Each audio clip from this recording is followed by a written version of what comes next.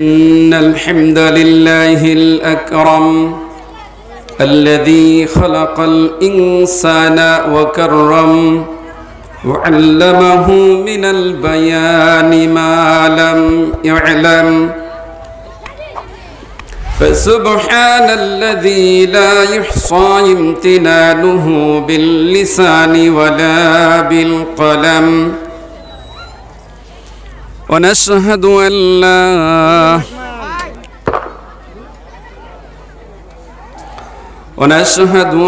لا إله إلا الله وحده لا شريك له ونشهد أن سيدنا وسندنا وحبيبنا ونبينا ومولانا محمدا عبده ورسوله الذي أرسله بالحق بشيرا ونذيرا وداعيا إلى الله بإذنه وسراجا منيرا أما بعد فقد قال الله تعالى في كلامه المجيد وفيه فرقانه الحميد যারা জানেন আমার সাথে বলবেন সকলেই আউযু বিল্লাহি মিনাশ الشيطان الرجيم بسم الله الرحمن الرحيم والذين كذبوا بآياتنا صم وبكم في الظلمات من يشاء يضلل ومن يشاء يجعله على صراط مستقيم وقال تعالى وقرنا في بيوتكن ولا تبرجن تبرج الجاهلية الأولى إلى آخر آية عن أبي هريرة رضي الله تعالى عنه قال قال رسول الله صلى الله عليه وسلم سيأتي على الناس سنوات خداعة يصدق فيها الكاذب ويكذب فيها الصادق ويؤتمن فيها العمين ويخوف فيها العمين قيل من ربيضة قال الرجل التافع في عمر العامة رواه ابن ماجه أو كما قال عليه الصلاة والسلام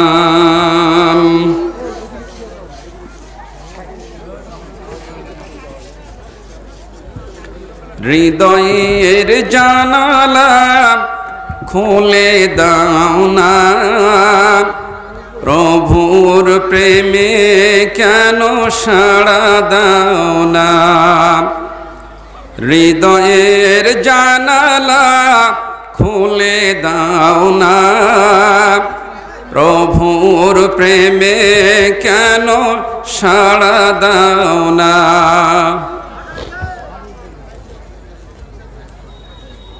আলহামদুলিল্লাহ একিউ হিফজুল কোরআন মাদ্রাসার উন্নতি কল্পে আজিমুশান ইসলামী জলসার সর্বজন শ্রদ্ধাভাজন সম্মানিত সভাপতি সহ সভাপতি বিশেষ অতিথিবৃন্দ আমন্ত্রিত ওলামায়ে কেরাম ওলামায়ে হজরত আমার আগে আপনাদের সুপরিচিত ফজিলাতুল শায়েখ তিনি কোরআন আল কারিমের একটা দিক নির্দেশনার ব্যাপারে মেসেজ দিয়ে গিয়েছেন। স্টেজে বসা আছেন অত্র এলাকার আলেম ওলামা, সুধী সমাজ, সুশীল সমাজ, জাতির শ্রেষ্ঠ সন্তান আলেম ওলামা, জাতির জাগ্রত বিবেক। আমার সামনে সর্বজন যারা বসে আছেন, বিশেষ করে আজকে ইসলামী বন্যাঢ্যর বা ইসলামী জলসার বা ইসলামী সেমিনারের সবচেয়ে আকর্ষণীয় কাছে বসা অত্র এলাকা হতে আগত প্রাণপ্রিয় যুবক ভাইরা, মুরব্বিয়ানে কিরাম, স্নেহের কচিকাচারা, হাজিউল হারমাইন। আমার বাম পাশে একান্ত পর্দানিশিনা আমার প্রিয় মা ও ভগ্নীগণ, সকলকে নিয়ে সেই রব্বুল ইজ্জাত উল জালালের দরবারে শুকরিয়া আদা করে নিচ্ছি যে আল্লাহ তাআলা সারাদিনের অক্লান্ত পরিশ্রম করে আমরা রাত এসেছে মানুষের ক্লান্তি দূরীভূত করার জন্য। আল্লাহ তাআলা মানুষের রাতকে দিয়েছেন আবরণ, সারাদিনের হাড়ভাঙা পরিশ্রমের ক্লান্তি দূরীভূত করার জন্য। আমরা আস্তে আস্তে করে এই মুহূর্তে সকলেই নিজ নিজ দায়িত্বে ঘুমের ভিতরে আচ্ছন্ন হয়ে যেতাম, ঘুমের ভিতরে সকলে চলে যেতাম। কিন্তু শুধুমাত্র রাত্রে একটুখানি তাদারুসুল ইলমি সাআতাম মিনাল লাইলি খায়রুম মিন ইহয়া, রাতে কিছু ইলম চর্চার জন্য আমরা সেই নিজের আরামটাকে আজকের দিনের জন্য স্যাক্রিফাইস করে এই হিফজুল কোরআন মাদ্রাসার উন্নতি কল্পে যে এখানে একটা সম্মেলন বা সেমিনারের আয়োজন করা হয়েছে, নির্ধারিত দিনে নির্ধারিত সময় আপনাদেরকে লিফলেটের মাধ্যমে মাইকিংয়ের মাধ্যমে দাওয়াত করেছিলেন, নির্ধারিত আলোচকদেরকে উপস্থিত করেছিলেন। আর সেই উপস্থিতিতে যারা সর্বজন ভাতৃমণ্ডলী উপস্থিত হয়েছেন, আমি আপনাদেরকে নিয়ে গুনাহগার ব্যক্তি আল্লাহর দরবারে শুকরিয়া আদায় করে নিচ্ছি যে আল্লাহ তাআলা আপনাকে আমাকে সুস্থ শরীরে এই মুহূর্তে এত সুন্দর একটা পরিবেশে বসার সুযোগ দিয়েছেন। এই জন্য আমরা খুশি না বেজার? সবাই কথা বলবেন, খুশি না বেজার? তাহলে আল্লাহ তাআলার দরবারে যে জবান দিয়েছেন আল্লাহ তাআলা, জবানের মালিক আল্লাহ তাআলা, সেই জবান দিয়ে আকাশ বাতাস মুখরিত করে সিংহ শাবকের মতো উচ্চ আওয়াজে জীবনের শ্রেষ্ঠ ধ্বনিটা আল্লাহ শুকরিয়া আদায় করে নিচ্ছি।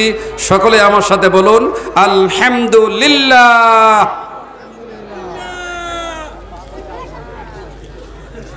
দুরুদ আর সালাম বর্ষিত হোক সর্বকালের সর্বশ্রেষ্ঠ নেতা, সর্বশ্রেষ্ঠ নবী, যার প্রতি আল্লাহ তাআলা নাজিল করেছেন মহাবিশ্বের মহাবিশ্বয় মহাগ্রন্থ আল কোরআন আল কারীম তথা মানব জাতির একমাত্র সংবিধান।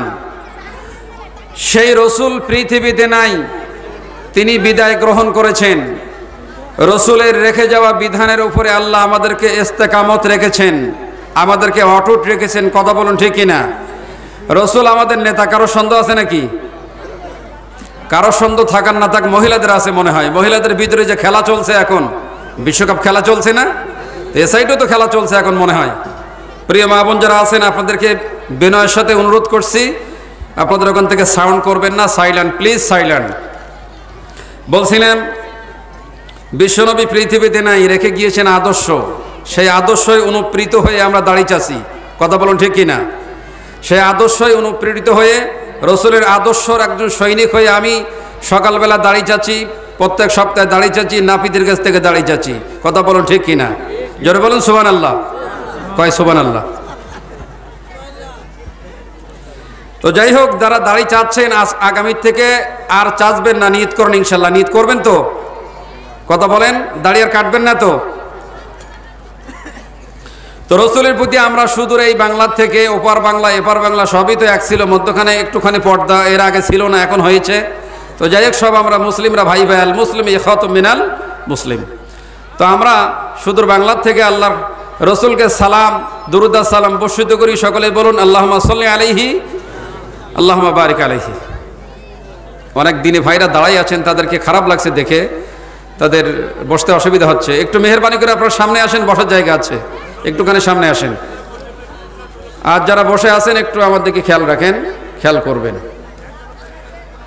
আমার প্রিয় ভাইরা, আমি আর ভূমিকা যাচ্ছি না, আপনাদেরকে নিয়ে ডাইরেক্ট চলে যাচ্ছে কোরআন আল কারিমের দিকে। এতক্ষণ এই কোরআন আল কারিমের অনেক কথা হলো, সবাই শুনলেন, বুঝলেন।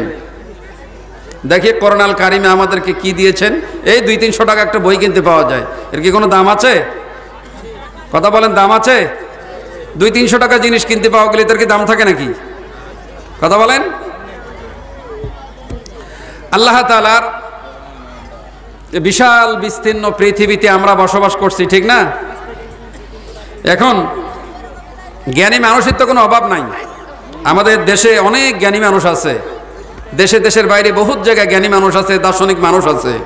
আল্লাহ তাআলা সকল ব্যক্তিদেরকে একটু ট্রাই করলেন। আল্লাহ বললেন, الذي خلق السبع سماوات طباقا ما ترى في خلق الرحمن من تفاوت فارجع البصر هل ترى من فطور। আল্লাহ তাআলা পৃথিবীর মানুষদেরকে তিনি বললেন, আমি তোমাদের মাথার উপরে 7টা আসমান স্তরে স্তরে আমি সৃষ্টি করেছি। এই আসমান সৃষ্টি করলাম, কিন্তু পৃথিবীতে কোনো ইঞ্জিনিয়ারের কাছ থেকে পরামর্শ নেই নাই। আর আমি যে বিরাট একটা তোমাদের মাথার উপরে আসমান দিয়ে রাখলাম, একটা প্লেয়ারের ব্যবস্থা রাখি নাই। বিনা প্লেয়ারে এত বড় একটা আসমানকে তোমাদের মাথার উপরে রেখে দিলাম। আল্লাহ তাআলা বললেন, আকাশ আর জমিনের ভিতরে আমার নৈপুণ্যতা দিয়ে, সৃষ্টি দিয়ে ভরপুর করে ফেলেছি। পৃথিবীর জ্ঞানবান ব্যক্তি যারা আছো, চিন্তাশীল ব্যক্তি যারা আছো, যারা বুদ্ধিমান ব্যক্তি আছো, এটা নিয়ে একটু স্টাডি করে দেখো তো দেখি, অ্যানালাইসিস করে দেখো। আল্লাহর এই সৃষ্টির ভিতরে, আল্লাহর নৈপুণ্যতার ভিতরে তোমরা একটু ভুল পাও কিনা একটু দেখো তো দেখি। আল্লাহর সৃষ্টির ভিতরে ভুল পাও কিনা দেখো তো দেখি। আমার ভাইরা, কিশনগঞ্জ একটা স্টেশন আছে না, কিশনগঞ্জ থেকে কলকাতায় যাবেন, একটা এক্সপ্রেস ট্রেনে উঠছেন, কিন্তু তিনি তৎকাল টিকিট পাননি, আবার এমনি টিকিট পাননি, প্রচুর জ্যামে উঠলেন, লোকালে উঠলেন। দার্শনিক মানুষের ভিড়ে দার্শনিক মানুষ যখন সেখানে উঠলেন, ওঠার পরে এত চিপা চাপা দাঁড়াতে পারছে না। দার্শনিক বললেন, আল্লাহ তাআলা তোমার সৃষ্টির ভিতরে তো কোনো ভুল নেই জানি, কিন্তু একটা জায়গায় একটুখানি ভুল হয়েছে। সেটা কি? আজ আমরা যদি ডিজিটাল হয়ে যেতাম, মানুষগুলা যদি ডিজিটাল হয়ে যেত, তাহলে এত ভিড় হতো না। ভিড়ের ভিতরে হাতগুলা খুলে রাখতে পারতাম, পা গুলা খুলে রাখতে পারতাম, মানুষের ভিতরে এত চিপাচাপি হতো না, খুব ভালোই হতো। ব্যাগের ভিতরে রেখে উপরে রেখে দিতাম, মানুষের ভিতরে এত চিপাচাপা হতো না, এটা হলে খুব ভালো হতো। এইটা তিনি আলোচনা করছেন একা একা। দার্শনিক মানুষের তো অনেক চিন্তা হয়। এই চিন্তা করে তিনি কোনো কায়দায় একটা সিট পাইলেন, ওই সিটের ভিতরে আল্লাহ ওরে ঘুম দিলেন। ঘুমের ভিতরে স্বপ্ন দেখলেন, আল্লাহ ওরে ডিজিটাল করছে। কি করছে? আল্লাহ ওই দার্শনিককে ডিজিটাল করছেন। ঘুমের ভিতরে স্বপ্ন দেখে ডিজিটাল হয়ে গেলেন। প্রচন্ড চিপা চাপার ভিতরে হাতগুলো খুলে ফেলেছেন, পা গুলো খুলে তিনি ব্যাগের ভিতরে দিয়ে বাংকারের উপরে রাখলেন। তার কাছে হাতও নাই, তার কাছে পা নাই। অনেক ব্যক্তি এমনটা করলেন।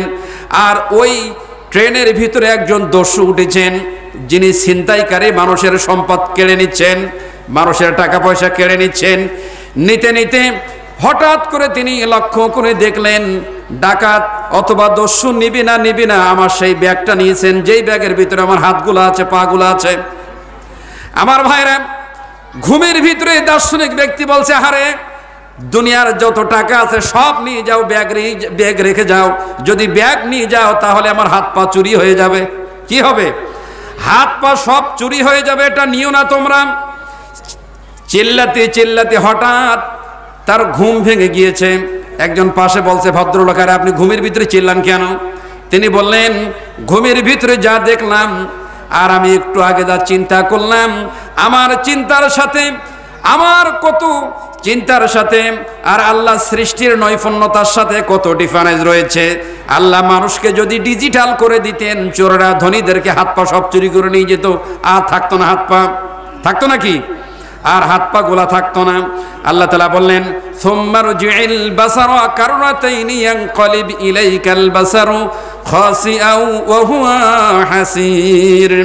আল্লাহ বললেন, এই বিশাল বিস্তীর্ণ সৃষ্টি, যত সৃষ্টিকুল সৃষ্টি করেছি, এগুলা তোমরা ট্রাই করে দেখো তো দেখি কোনো ভুল ধরতে পারো কিনা।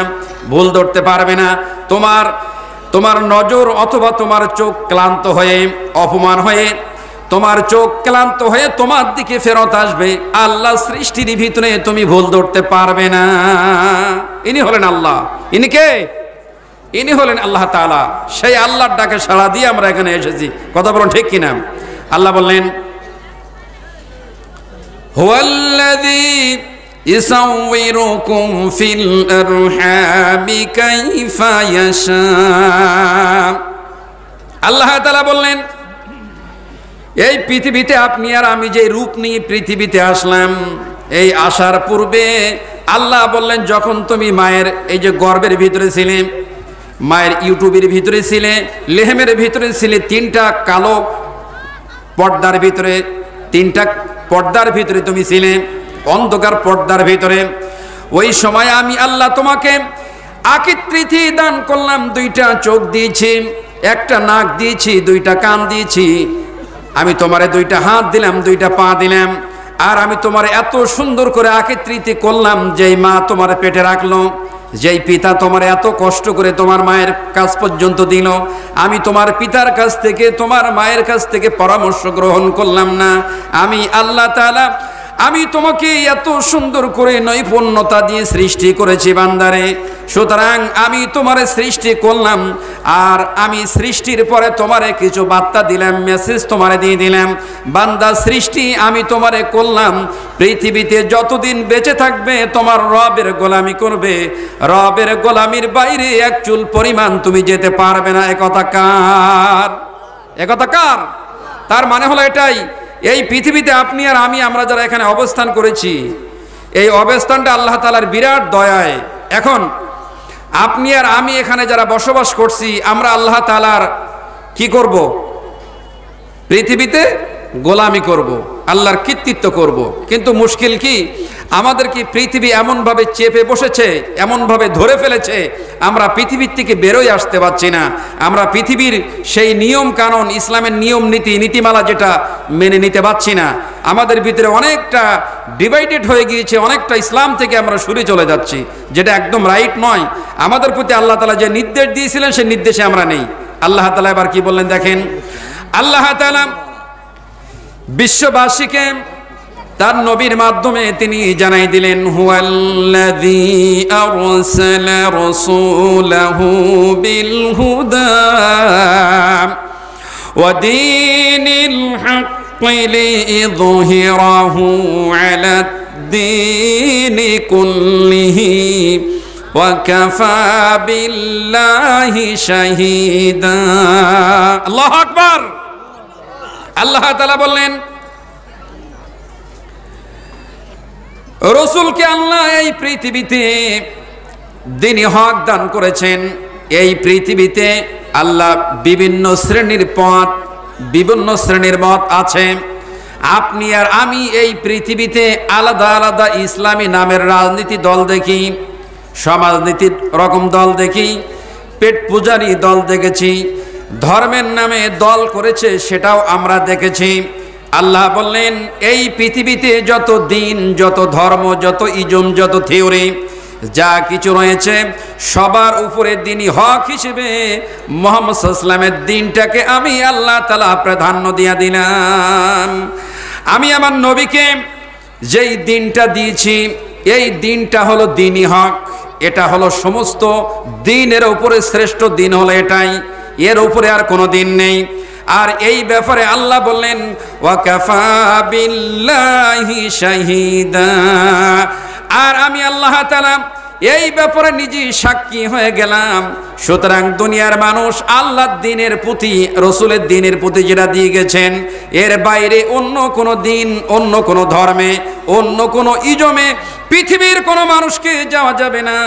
না যাওয়ার জন্য আল্লাহ তাআলা পৃথিবীর মানুষদেরকে অর্ডার করে দিলেন। আল্লাহ তাআলা বললেন, সুম্মা জাআলনাকা আলা শারীআতিন মিনাল আমরি ফাত্তাবি'হা ওয়া লা তাত্তাবি' আহওয়াআল্লাযীনা লা ইয়ালামুন। আল্লাহ বললেন, হে নবী, আপনি ওই দিন ওই ধর্ম গ্রহণ করবেন যেই দিন ধর্মের প্রতি আপনাকে বিশেষভাবে প্রতিষ্ঠা করা হয়েছে। আপনি ওই দিন ওই ইসলাম মানবেন যেটি আল্লাহর পক্ষ থেকে এসেছে। এই পৃথিবীতে দলে দলে মানুষরা দিনটা বিভক্ত করে ফেলেছে। মানুষরা কোরআন থেকে দুটো আয়াত নেয়, রসুলের একটা হাদিস নাই, এইটা নিয়ে মানুষরা আলাদা একটা দল করে ফেলেছে। কিন্তু আল্লাহ তাআলা বললেন এটা গ্রহণযোগ্য নয়। আমি বিশেষ দিনের উপরে প্রতিষ্ঠা করেছি মুহাম্মদ সাল্লাল্লাহু আলাইহি ওয়াসাল্লামকে, আর সেই দিনটা মুহাম্মদ সাল্লাল্লাহু আলাইহি ওয়াসাল্লামকে মানতে বলেছি। আর বলেছি পৃথিবীর অজ্ঞ ব্যক্তিদের অনুসরণ করা যাবে না, যারা আল্লাহর কোরআন আল কারীমের বিধানটাকে বাদ দিয়ে মানুষ রচিত আইন পৃথিবীতে করেছে, এমন দিন ধর্ম পৃথিবীতে গ্রহণ করা যাবে না। আমার ভাইরা, যারা পৃথিবীতে দিন গ্রহণ করেছে তাদের মর্যাদা আল্লাহ কত বেশি দিয়েছেন একটু লক্ষ্য করে দেখেন। হযরতে ওমর রাদিয়াল্লাহু তাআলা আনহু আমিরুল মুমিনিন, খলিফাতুল মুসলিমিন, গোটা পৃথিবীর যিনি রাষ্ট্রনায়ক তিনি ছিলেন। তিনি ইসলামের ব্যাপারে কারোর সাথে তিনি আপোষ করেন নাই। তিনি যখন রাষ্ট্রনায়ক ছিলেন 20 হিজরিতে, মিশর তখন আমর ইবনুল আস তার নেতৃত্বে মিশরটা ইসলামী রাষ্ট্র হয়ে যায়, যুদ্ধ করে রাষ্ট্র হয়ে যায় মুসলিম রাষ্ট্র। ওই সময়ের একটা প্রথা ছিল, নীল নদের ভিতরে পানি থাকতো না। প্রত্যেক বছর নীল নদের ভিতরে পানি শুকাই যেত। আর এমন একটা সময় তিনি মুসলিম রাষ্ট্র ঘোষণা করে দিলেন। আমর ইবনুল আসের নেতৃত্বে গোটা মিশরটা তিনি মুসলিম রাষ্ট্র করে নিলেন, সেনাপতি ছিলেন তিনি। এরপরে ওই এলাকার যারা নেতা নেত্রী ছিলেন তারা এসে বললেন, হুজুর ও সেনাপতি শুনে নাও, আমাদের নির্দিষ্ট একটি সময়ে নীল নদে পানি আসে। প্রত্যেক বছর যখন পানি শুকায় যায়, ওই একই মাসের একই বছরের একটা নির্দিষ্ট মাসের 18 তারিখে গ্রাম থেকে একটা সুন্দর নারীকে আমরা নির্বাচন করি। এই মেয়েটাকে নির্বাচন করে আমরা তারে গহনা দিয়ে সাজাই ফেলি, তারে ভালো পোশাক আদি দিয়ে দেই।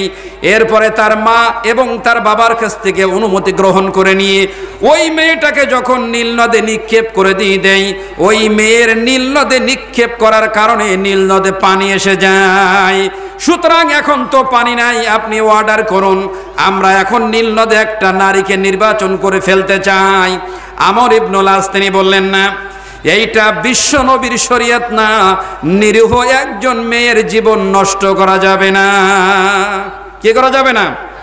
নিরীহ একটা মেয়ের জীবন নষ্ট করা যাবে না, এইভাবে এই কুসংস্কার করা যাবে না। ইসলামে এই ধরনের কুসংস্কারের কোনো জায়গা নাই, তিনি করতে দিলেন না। কিন্তু মিশরের ভিতরে তো কোনো পানির উৎসাহ নাই, পানির অপর নাম হলো জীবন। আল্লাহ তাআলার সৃষ্টির 70% হলো পানি, মাটি সৃষ্টি পানি দ্বারা। আর আমাদের দেহের ভিতরে 70% শুধু পানি আছে। প্রত্যেকটি ফলের ভিতরে পানি আছে। এই হাওয়া যে গ্রহণ যেটা আমরা করছি এর ভিতরে আল্লাহ পানি রেখেছেন। পানি এমন একটা জিনিস, মানুষ একদিন খাবার না হলে বাঁচতে পারবে, কিন্তু পানি ছাড়া বাঁচতে পারবে না। আমার ভাইরা, এবার ওই মিশরের মানুষরা চলে গিয়েছেন, কিন্তু পানি তো নাই। পানির জন্য হাহাকার শুরু হয়ে গিয়েছে, ফসল আদি হয় না, মানুষের জীবন বাঁচে না। আবারও এসে রিপোর্ট করলেন, তিনি বললেন, না, এটা করা যাবে না। একটা মানুষের জীবনের কত দাম মুসলিমের কাছে, মুসলিম সেনাপতির কাছে একটা মানুষের জীবনের কত মূল্য দেখেন। এরপরে 1 মাস চলে গেল, 2 মাস চলে গেল, 3 মাস চলে গেল, পানির ব্যবস্থা হলো না। এবার মিশরের মানুষগুলা বলল, আর মিশরে জীবন যাপন করা যাবে না, এখান থেকে পালায় অন্য কোনো জায়গায় চলে যেতে হবে। তাই তারা সিদ্ধান্ত গ্রহণ করলেন, এখান থেকে চলে যাব। এটি জানার পর আমর ইবনুল আস একটা চিঠি লিখলেন, আমিরুল মুমিনিন, খলিফাতুল মুসলিমিন। মিশরের ভিতরে নীল নদের পানি শুকাই যাওয়ার কারণে একটা কুপ্রথা আছে তাদের ভিতরে, এই নিয়মে নাকি পানি আসে, আমি করতে দেই নাই। এখন আপনি ফয়সালা দেন, আমি কি করব। এটি ওমরের কাছে দুধের মাধ্যমে চিঠি দিলেন। এই চিঠিটি পাওয়ার পর ওমর আসসালামু আলাইকুম ওয়া রাহমাতুল্লাহ বলে চিঠি লিখলেন। আমিরুল মুমিনিন, খলিফাতুল মুসলিমিন ওমরের পক্ষ থেকে চিঠি লিখলেন, হলো এটা নীল নদ, তুমি যে আল্লাহর সৃষ্টি, আমি সেই আল্লাহর একই সৃষ্টি, সুতরাং আমি তোমারে নির্দেশ করছি, শুনে নাও। তুমি যদি আল্লাহর নিয়মে পানি বন্ধ করে থাকো তাহলে তুমি পানি আসবে চিঠি দেওয়ার সাথে সাথে। আর যদি তুমি আল্লাহ ছাড়া অন্য কারোর নিয়মে পানি বন্ধ হয়ে থাকে তাহলে পানি আসার প্রয়োজন নাই। এইটুক চিঠি দিলেন, আর কিছু তিনি দিলেন না। আমার ভাইরা, দূতের মাধ্যমে আমর ইবনুল আসের কাছে চিঠি দেওয়ার পরে তিনি বললেন, মিশরের মানুষদেরকে নিয়ে নীল নদের সাইডে দাঁড়াইয়ে বিসমিল্লাহি আল্লাহু আকবার এই বাক্য উচ্চারণ করে এই চিঠিটা নীল নদের ভিতরে ফেলে দিবে। ভাইরা আমার, এবার আমর ইবনুল আস চিঠি পেলেন, তার চিঠির ভিতরে আরেকটা চিঠি ঢুকে গেলেন। এই দুই চিঠি নিয়ে মিশরের জনগণদেরকে নিয়ে তিনি বললেন, আমিরুল মুমিনিন একটা চিঠি দিয়েছে, এই চিঠি নীল নদে দিলে নাকি পানি আসে, আমার সাথে আপনাদেরকে যেতে হবে। শত শত নারী পুরুষ এবার চলে গেলেন, নীল নদের সাইডে দাঁড়ানো আছেন। চিঠি দিলে কিভাবে পানি আসে তারা দেখতে চায়, মুসলিমদের কেমন কেরামতি এটা দেখতে চায়। কিন্তু এটা মুসলিমদের কেরামতি নয়। কোন ব্যক্তি যদি আল্লাহর গোলামি করে ওই ব্যক্তিকে আল্লাহ তাআলা সাহায্য করে। কথা বলুন ঠিক কিনা? আল্লাহ বললেন, ওয়া কানা হাক্কান আলাইনা নাসরুল মুমিনিন। আল্লাহ বললেন, যে ব্যক্তি মুমিন হবে ওরে সাহায্য করা আমি আল্লাহ আমার হক হয়ে যায়। কোন ব্যক্তি যদি মুমিন হয় আর ওই ব্যক্তি যদি মাজলুম হয়ে যায়, দুনিয়ার কোনো জায়গায় যদি বিচার পায় না, হক বিচার যেটা পায় না, যদি না পায়, মাজলুম ব্যক্তি যদি আল্লাহ তাআলার কাছে দোয়া করে, আল্লাহর নবী বললেন ওই মাজলুম মুসলিম হোক আর নন মুসলিম হোক, আল্লাহ তাআলার দরবারে ডাইরেক্টলি তার দোয়া মঞ্জুর হয়ে যায়। আমার ভাইয়েরা, এবার চিঠিটা হাতে নিলেন, এই চিঠি নিয়ে তিনি দোয়া করলেন। এই সাগরের ভিতরে যখন জুমার নামাজ আদায় করে ফেলে দিলেন, ফেলে দিয়ে ফিরে আসলেন।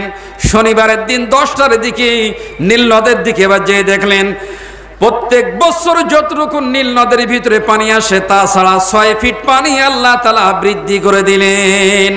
আর সেইখান থেকে আজও পর্যন্ত নীল নদে পানি আর শুকাই যায় নাই। এটি কেন হয়েছে জানেন? যারা বিশ্বনবীর শরীয়তের উপরে থাকবে, বিশ্বনবীর দ্বীনের উপরে থাকবে, আল্লাহ তাআলা বললেন ওদেরকে সাহায্য করা আমি আল্লাহ আমার হক হয়ে যায়।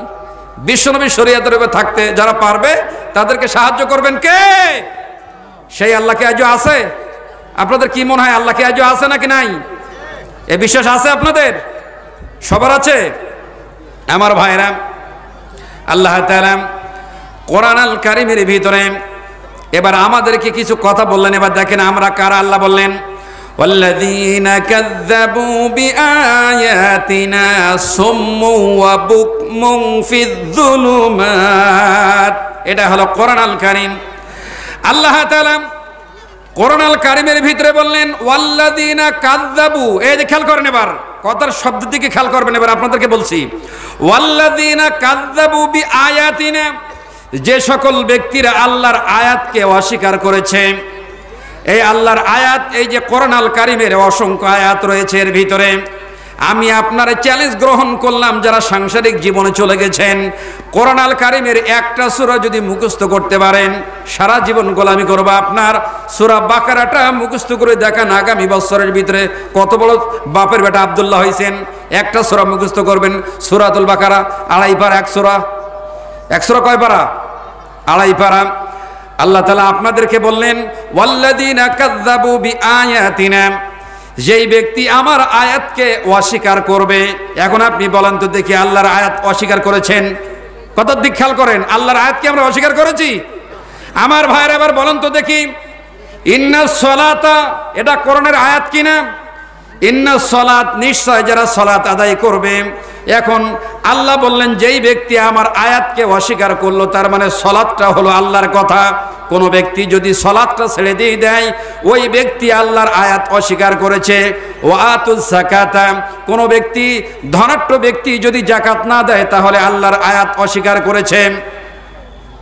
কোন ব্যক্তি যদি ঘুষ খায় কোনো ব্যক্তি যদি সুদ খায় তাহলে আল্লাহ তাআলার নির্দেশ অনুযায়ী ওই ব্যক্তি আল্লাহর আয়াতকে অস্বীকার করেছে। আমার ভাইরা, যেই ব্যক্তি আল্লাহর আয়াত অস্বীকার করবে আল্লাহর জমিনে ওই ব্যক্তিকে থাকা মানায় না। এ জমিন কার? আল্লাহ বলেন লিল্লাহি মা ফিস সামাওয়াতি ওয়া মা ফিল আরদ, আকাশ এবং জমিন আর এ দুইয়ের মধ্যখানে যা কিছু আছে আমি আল্লাহ সব আমার। এ কার?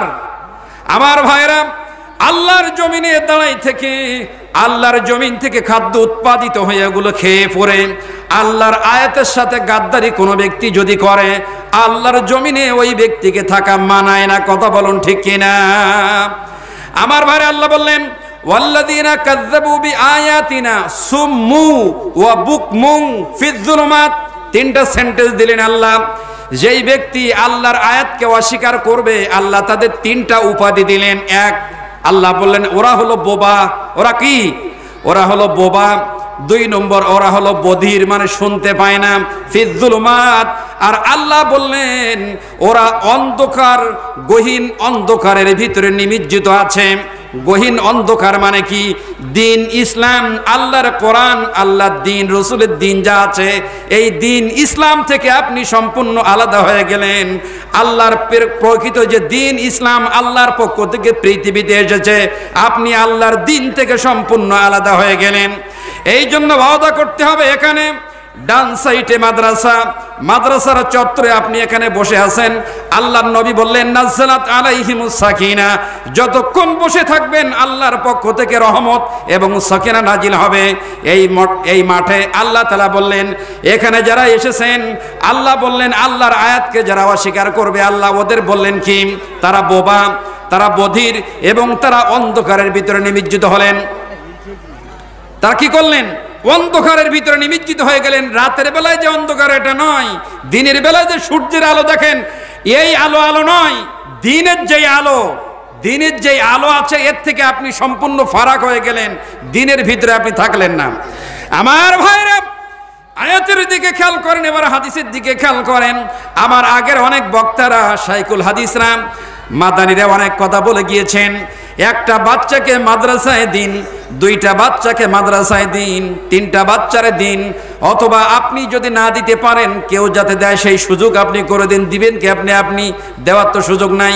তার মানে হলো এটাই, আমার জন্ম হারাম থেকে আর আমার স্ত্রী হলো দুনিয়ার দায়ুস। আল্লাহর নবী বললেন সালাসুন ক্বাদ হারামা আলাইহিমুল জান্নাহ মুদমিনুল খামর ওয়াল আক ওয়াদ দায়ুস আল্লাযী ইউকিরু ফি আহলিহিল খুবুস। আল্লাহর নবী বললেন 3 ব্যক্তি আল্লাহর জান্নাতে যাবে না। কথার দিকে খেয়াল করবেন। তার একটা হলো দায়ুস। দায়ুস শুধু পুরুষ, মহিলা না, পুরুষ আছে। তার মানে আপনার স্ত্রী বাড়ির থেকে জালসায় আসছেন, অথবা কালকে আপনার স্ত্রীকে নিয়ে আপনি মাঠে গেলেন, কাজ করালেন, আপনার স্ত্রীকে ক্ষেত খামারে জনমের মতো কাজ করালেন, আপনার স্ত্রীর মাথার থেকে পা পর্যন্ত কোথায় কি আছে, বিপরীত লিঙ্গ যারা আছে তারা গ্রামের সমস্ত মানুষরা বলতে পারে আপনার স্ত্রীর কোথায় কি আছে। আমার ভাইয়েরা, ওই স্ত্রীর মাধ্যমে একটা সন্তান যখন পৃথিবীতে আসছে, আপনার স্ত্রী যে গোডাউন, আপনার স্ত্রী যে কারখানা, আর আপনি যে প্রোডাক্ট সেখানে দিয়েছেন, আপনারা 2টা হলো দুনিয়ার ভেজাল। আপনাদের মাধ্যমে যেই প্রোডাক্ট পৃথিবীতে আসছে ও হলো আরেক ভেজাল। ওই বাচ্চা এই মাদ্রাসায় কোরআন আল কারিমের হাফেজ হতে পারবে না।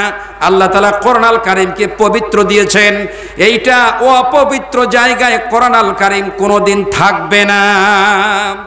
আমার ভাইরা দেখবেন, লক্ষ্য করে অনেক ব্যক্তি আছে, তারা কারাম। আল্লাহ বললেন ওয়াইদা তুতলা আলাইহিম আয়াতুনা বাইয়িনাতিন তা'রিফু ফি উজুহিল্লাযিনা কাফারুল মুনকার। সূরা হজের ভিতরে আল্লাহ তাআলা তিনি বললেন কি, হে রাসূল আপনি একটু লক্ষ্য করে দেখেন, এই কোরআন আল কারিম দিয়ে যখন কোনো সম্মেলনে, কোনো অনুষ্ঠানে, কোনো সেমিনারে, কোনো সিম্পোজিয়ামে, কোনো মুসলিম এর সংগঠনে যখন কোরআন দিয়ে কথা বলবেন, লক্ষ্য করে দেখবেন কিছু কিছু মানুষের চেহারা কালো হয়ে যায়, কিছু কিছু মানুষরা কোরআন আল কারিম নিতে পারে না, কোরআন আল কারিমের লোড ওই ব্যক্তিরা নিতে পারে না। তার মানে হলো এটাই, কোরআন আল কারিমের লোড নিতে গেলে আপনার হারামের সাথে থাকা যাবে না, অ্যালার্জি থাকা যাবে না, কোরআন আল কারিমের বিরোধী জীবন যাপন করলে চলবে না। সুতরাং এমন একটা জীবন আপনাকে পৃথিবীতে চলতে হবে, কোরআন আল কারিম শুনলে পরে আপনার জাদাতুহুম ঈমানা, কোরআন আল কারিম শুনলে যাতে আপনার ঈমান বৃদ্ধি হয়ে যায়। আমার ভাইরা, এই মাদ্রাসায় বাচ্চারা কোরআন পড়বে, আর আল্লাহ তাআলা বললেন যারা কোরআন আল কারিম অস্বীকার করবে, যারা আমার আয়াতকে অস্বীকার করবে, তারা বধির, তারা বোবা এবং তারা অন্ধকারের ভিতরে নিমজ্জিত হয়ে গেল। তাদের জীবনটাকে কোনো রকম ফলপ্রসূ হলো না, তাদের জীবনের কোনো রকম কোনো দাম থাকলো না।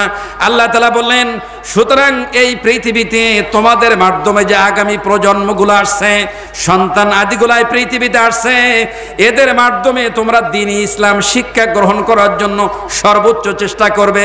এই নৈতিক দায়িত্ব আমি আল্লাহ তাআলা তোমাদের কাঁধের উপরে দান করে দিলাম। আমার ভাইরা, জলসা শুনতে বাড়ির থেকে এখানে এসেছেন, অনেক মানুষ এসেছে। এই জলসাকে কেন্দ্রিক করে রোডের ভিতরে বাজারও বসছে কিনা বলেন তো দেখি? বাজার বসছে না? আমার ভাইরা, এই যে বাজার বসছে, দায় কে নিবে? আল্লাহ তাআলা বললেন, ওয়াকালাল্লাযীনা কাফারু লা তাসমাউ লিহাযাল কুরআনি ওয়ালগাউ ফীহি লাআল্লাকুম তাগলিবুন। আল্লাহ তাআলা বললেন, মুহাম্মদ সাল্লাল্লাহু আলাইহি ওয়াসাল্লাম যখন কোরআন আল কারিমের দাস দেন, কোরআন দিয়ে যখন তার সাহাবাদেরকে বলতেন, দিন শিক্ষা দিতেন, ওই সময় আবু জেহেল, আবু লাহাব, উতবা, সাইবা এরা কি করতো জানেন? এরা যে কোনো একটা জায়গায় এরম বাজার তৈরি করতো, অথবা এরম একটা পরিবেশ তৈরি করতো যাতে করে কোরআন আল কারিম মানুষরা না শুনতে পারে। বলছিলাম, বাড়ির থেকে আপনার ছেলেটা কোরআন শোনার জন্য আপনি আসলেন, আপনার সাথে আপনার স্ত্রী আসলো, আর আপনার মেয়েও সাথে আসছে। এসে এরা মাহফিল পর্যন্ত আসতে পারলো না, এরা চলে গিয়েছে বাজারে, সেইখানে অন্যায় অত্যাচার করেছে। এর একটা অংশে আপনার কাঁধের উপরে চলে গিয়েছে। দায়িত্বশীল ব্যক্তিদেরকে আল্লাহ তাআলা কাঁধে খানিকটা দিয়েছেন। আমার ভাইরা, এই কোরআন আল কারিমের কত মর্যাদা! কোরআন যারা শুনতে এসেছে এদের সম্মান কত বৃদ্ধি হবে দেখেন। কিয়ামতের মাঠে আপনার স্ত্রী আপনার চিনবে না, আপনার সন্তান আপনারে চিনবে না, দুনিয়ার কোনো বন্ধু আপনারে চিনবে না। বিশ্বনবী বলেছেন, দুইটা জিনিস কিয়ামতের মাঠে বান্দার জন্য আল্লাহর দরবারে চিল্লাচিল্লি করবে আল্লাহ তাআলা, এই বান্দাকে জাহান্নামে দেওয়া যাবে না, জাহান্নামের আগুনে ফেলা যাবে না। দুইটা জিনিস, একটা হলো মাহে রমজানের সিয়াম বা রোজা, আর একটি হলো কোরআন আল কারীম। কি জিনিস? এই কোরআন। পৃথিবীতে এমন কোন নেতা নাই, পৃথিবীতে এমন কোন নেত্রী নাই যে আপনাকে বলে দিতে পারবে, বন্ধু তুমি যদি আমার অনুসরণ করতে পারো কিয়ামতের মাঠে আমি তোমার জন্য আছি। একথা বলতে কেউ আপনার পারবে না। সুতরাং কোরআন আল কারীম আপনাকে বলেছেন, তুমি যদি আমার তোমার জীবনের সাথে আমি কোরআন যদি আমারে ধরে নিতে পারো তুমি, তাহলে তোমার ইহকালীন এবং পরকালীন জীবন মুক্তি হয়ে যাবে। এমন ওয়াদা আমি কোরআন আল কারীম তোমার সাথে করে নিলাম। আমার ভাইয়ের, একদিন করে একটা সময় রাসূলকে আবু জেহেল বললেন, ওগো আবু জেহেল, তোমারে বিশ্বাস করেছি, কিন্তু তোমার যে কোরআন আল কারীম এটা আমরা মানি না। কোরআন মানে না? আবু জেহেল বলছেন। সাথে সাথে আল্লাহ তাআলা সূরা নামের 33 নম্বর আয়াতটা নাজিল করে দিলেন, কদ না'লামু ইন্নাহু লা ইয়াহযুনুকাল্লাযী ইয়াকুলুনা ফাইন্নাহুম লা ইউকাযযিবুনাকা ওয়ালাকিন্না যালিমিনা বিআয়াতিল্লাহি ইয়াজহাদুন। আল্লাহ তাআলা বললেন, হে নবী, আমি জানি তাদের উক্তি শুনে আপনার মন খারাপ হয়ে যায়। আল্লাহ তার নবীকে বলছেন, হে নবী, তাদের উক্তি মানে আবু জেহেল যে কথা আপনারে বলেছে, ওই কথা আপনারে শুনলে আপনার কষ্ট হয় আমি জানি, কিন্তু এরা আপনারে মিথ্যাবাদী বলে না, বরঞ্চ এই কাফেররা আমার কোরআন আল কারীমকে অস্বীকার করেছে। আমার ভাইরা, এবার এই আয়াতের ব্যাখ্যাটা দেখেন।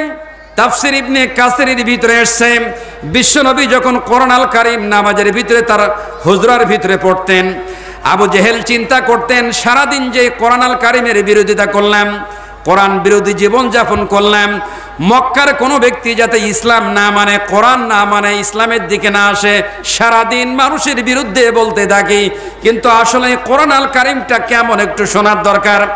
আবু জেহেল গভীর রজনীতে বিশ্ব নবীর কেরাত শোনার জন্য আল্লাহর নবীর হুজরার সাইটে চলে গেলেন। দাঁড়াই দাঁড়াই কোরআন আল কারীম তেলাওয়াত শুনছেন। একে তো বিশ্বনবী আর তাতে আল্লাহ তাআলার কোরআন আল কারীম যার প্রতি নাজিল হয়েছেন তিনি নামাজের ভিতরে তেলাওয়াত করতেছেন। আমার ভাইরা দেখবেন যারা হাফেজ আছেন, সালাতের ভিতরে যদি একটু কেরাত লম্বা হয়ে যায়, কেরাত অনেক সময় লম্বা হয় না, একটু কেরাত যখন লম্বা হয়ে যায় পিছন দিক দিয়ে মুসল্লিরা সিগন্যাল মারে, তার মানে একটু খাটো করেন, বলেন এরা, এটা হলো সিগন্যাল, সালাতে সিগন্যাল এটি। ভাইরা আমার, আবু জেহেল কোরআন শুনতে গিয়েছেন, বিশ্ব নবীর কোরআন, এরাম একটু হালকা হালকা ঠান্ডা, এখন যেমন ঠান্ডা, এরাম চাদর মুড়ি দিয়ে চলে গেলেন। বিশ্ব নবী নামাজের ভিতরে কোরআন পড়তেছেন, আল্লাহ নবীর কোরআন শোনার জন্য আবু জেহেল গেলেন, তার পাশাপাশি আবু সুফিয়ানও গিয়েছেন, আখনাস ইবনে শুরাইক এই কাফেরও গিয়েছেন। আবু জেহেল গিয়েছে, আবু সুফিয়ান জানে না, আবু সুফিয়ান গিয়েছে, আখনাস ইবনে শুরাইক জানে না। তিনোটা কাফের বিশ্ব নবীর কোরআন শুনছে, কেউ কারোর তা কেউ জানে না। আমার ভাইরা, সকাল হয়ে যাবে, সূর্য উদিত হয়ে যাবে, তার পূর্বেই তারা স্থান ত্যাগের জন্য সেখান থেকে রওনা দিলেন। আবু জেহেল চলে আসছে, আবু আখনাস ইবনে শুরাইক আসছে, আবু সুফিয়ানও আসছে। একটা কাফেরের সাথে আর একটা কাফেরের ধাক্কা লেগে গেল, হঠাৎ করে ধাক্কা লেগেছে। আরে কে রে? আবু সুফিয়ান বলছে আমি আবু সুফিয়ান।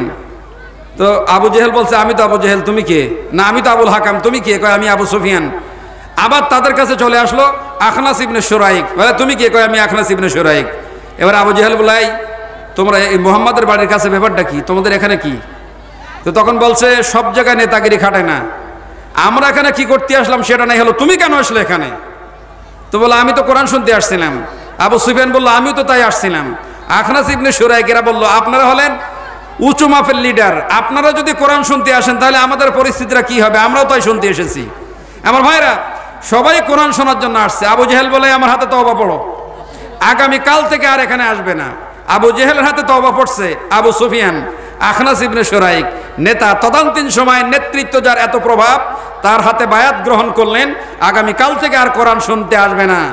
ইচ্ছা নেই, তারপরও নেতার কথা রাখতে হবে, তারা বায়াত গ্রহণ করে চলে গেলেন। তারপর দিন রাত হয়ে গেল। কোরআন আল কারীম এমন একটা চুম্বক, এটি ইমানদারদের এমন একটা জিনিস, এমন একটা কোষ্ঠী পাথর, ইমানদারদের হৃদয়ের ভিতরে এমনভাবে প্রবেশ করেছে, ইমানদারদের ইমান বৃদ্ধি হয়ে যায়। কিয়ামতের মাঠে একটা সূরা আছে, আল্লাহর সাথে ঝগড়া করবেন। কোন ব্যক্তি যদি ঘুমানোর পূর্বে সূরা মুলক 30টা আয়াত আছে এখানে, 29 নম্বর পারার 3টা সাফা আছে এখানে। সূরা মুলক রাত্রি ঘুমানোর আগে কোনো ব্যক্তি যদি পড়ে ঘুমাতে পারে, কিয়ামতের মাঠে আল্লাহ তাআলার দরবারে ওই সূরা মুলক ঝগড়া করবে, আল্লাহ তাআলা এই ব্যক্তি গাফেল ছিলেন না, রাত্রি ঘুমানোর পূর্বেই আমাকে তেলাওয়াত করে ঘুমাইছিলেন, বলেন সুবহানাল্লাহ। আমার ভাইরা, আমরা এমন জাহেল, সূরা ফাতিহা এমন কায়দায় পড়েছি গালের দাঁত ভেঙে যাবে। আমাদের তেলাওয়াত শুনলে মনে হয় নতুন করে জিব্রাইল তেলাওয়াত নিয়ে আসছে, কোরআন নিয়ে আসছে, কোরআনের আয়াত না। আমার প্রিয় ভাইরা, এই এলাকার মানুষ এত বড় সৌভাগ্যবান, এত বড় ভাগ্যবান এরা, এদের ভাগ্যে আল্লাহ তাআলা এমন একটা নূরের মাদ্রাসা এখানে দান করলেন। কোরআন আল কারীমটা হলো নূর। আল্লাহ তাআলা বললেন আফামান শারাহাল্লাহু সাদরাহু লিল ইসলামি ফাহুয়া আলা নূরিম মির রাব্বি। আল্লাহ বললেন যেই ব্যক্তিটাকে আল্লাহ বক্ষটা প্রশস্ততা করে দিয়েছেন ইসলামের জন্য, যেই ব্যক্তির বক্ষ প্রশস্ততা করে দিলেন ইসলামের জন্য, আল্লাহ বললেন ফাহুয়া আলা নূরিম মির রাব্বি। আর তোমার রবের পক্ষ থেকে যে নূর এসেছে, রবের পক্ষ থেকে কোরআন আল কারীম যে এসেছেন, এর আরেক নাম হলো নূর। কোরআন আল কারীমের আরেক নাম হলো ফুরকান, কোরআন আল কারীমের আরেক নাম হলো হুদা, কোরআন আল কারীমের আরেক নাম হলো হাকিম। আল্লাহ তাআলা বললেন যারা, যেই ব্যক্তিদেরকে আল্লাহ তার হৃদয়টাকে প্রশস্ততা করে দিয়েছেন, আর রবের পক্ষ থেকে যে নূর এসেছে, ওই নূরের উপরে আল্লাহ তাআলা তাদেরকে রেখেছেন। এই ব্যক্তি কি ওই ব্যক্তি সমতুল্য? ফাওয়াইলুল লিল কাসিয়াতি কুলুবুহুম মিন যিকরিল্লাহ। এই ব্যক্তি আর ওই ব্যক্তি কোনোদিন সমান হতে পারে না। যেই ব্যক্তি অন্ধকারের ভিতরে আছে, কোরআন আল কারীমের জ্ঞান যার নাই, কোরআনের এক চুল পরিমাণ জ্ঞান যার নাই, এর ঘরটা হলো শয়তানের ঘর, এর ঘরটা হলো পোকামাকড়ের ঘর, মাকড়সার ঘর। যেই ঘরের ভিতরে ইলম নাই, এটা হলো শয়তানের ঘর বসবাস করে এখানে। এখন আপনার কাছে ইলম নাই, আপনার কাছে কোরআন নাই, আপনার ছেলে আলেম না, আপনার ছেলে হাফেজ না, আপনার ছেলে কারি না, আপনার মতো দুর্ভাগা ব্যক্তি আল্লাহর জমিনেও থাকা মানায় না। এই গ্রামে এই যে মাদ্রাসা এখানে হয়েছে, এখানে তালবে ইলমদের পদধূলি এখানে হচ্ছে। আল্লাহর নবী তিনি বললেন, কোন ব্যক্তি যদি ইলম শিখার জন্য বের হয়ে আসে তাহলে তার মর্যাদা কত বেশি। দেখেন বিশ্ব নবী বললেন, হাদিসটি বুখারী মুসলিম, হযরতে আবু হুরায়রা তিনি বললেন, বনী ইসরাইলের একজন ব্যক্তি দস্যু ব্যক্তি ছিলেন, সে তার কাজ হলো মানুষ খুন করা। যারা মানুষ খুন করে এরা তো ভালো লোক না, ভালো লোক নাকি? এরা ভালো লোক না। ওই ব্যক্তি মানুষ খুন করতে করতে 1 নয় 2 নয় 99টা মানুষ খুন করে ফেলেছে। এরপরে তার অন্তরে একটু অনুশোচনা বোধ হয়েছে, এতগুলো মানুষ খুন করে ফেললাম, আল্লাহ কি আমার মাপ করবেন? এই মাপ চাওয়ার জন্য তিনি এবার বাড়ির থেকে বের হলেন। যেতে যেতে এমন একজন দরবেশের কাছে গেলেন, যে বললেন, দরবেশ সাহেব, আমি তো 99টা মানুষকে খুন করে ফেলেছি, আল্লাহ আমার কি মাপ করবেন? দরবেশ বললেন, যে ব্যক্তি 99টা খুন করে ওই ব্যক্তিকে আল্লাহ মাফ করবেন না। এই কথা যখনই বলছেন, ওই ব্যক্তি খুনি ব্যক্তি দরবেশকেও মেরে দিয়েছেন। তাহলে কত হলো? সেঞ্চুরি হয়েছে। কি হয়েছে? সেঞ্চুরির খুনি। 100 খুন করে ফেলেছি। ওই ব্যক্তি চিন্তা করলো, আরে কি করলাম এটি। যেই